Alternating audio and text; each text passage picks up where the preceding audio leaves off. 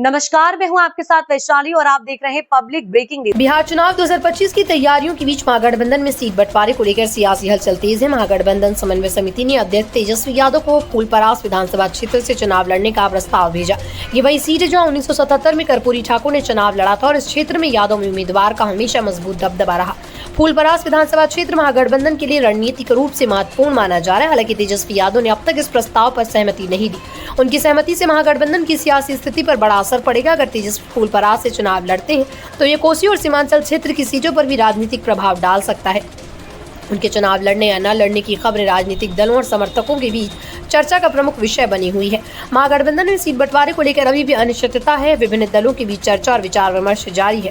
तेजस्वी यादव की सीट चयन प्रक्रिया इस बंटवारे में महत्वपूर्ण भूमिका निभा सकती है। महागठबंधन को इस बार ऐसी रणनीति बनानी होगी कि सभी घटक दल संतुष्ट रहें और एकजुट होकर चुनाव में उतरे। फूलपरास विधानसभा क्षेत्र के चुनावी परिणाम महागठबंधन की संभावित सफलता में निर्णायक भूमिका निभा सकते हैं। यदि तेजस्वी यादव फूलपरास या किसी अन्य सीट से चुनाव लड़ते हैं तो कोसी और सीमांचल की सीटों पर भी इसका असर पड़ेगा। इन क्षेत्रों में राजनीतिक समीकरण बदल सकते हैं और अन्य उम्मीदवारों की रणनीतियों में भी बदलाव की संभावना है।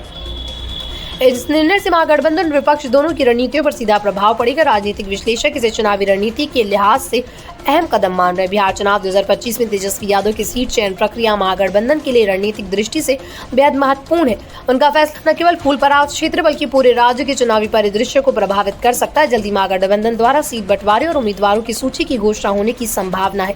राजनीतिक विशेषज्ञ मानते हैं तेजस्वी यादव के निर्णय से बिहार चुनाव 2025 की दिशा तय हो सकती है और मतदाताओं की पसंद पर भी असर पड़ेगा।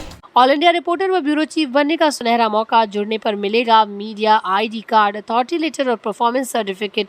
अभी जुड़े, व्हाट्सएप करें 9795303333। अगर आपको हमारी ये वीडियो पसंद आई हो तो चैनल को लाइक, शेयर एंड सब्सक्राइब जरूर करें।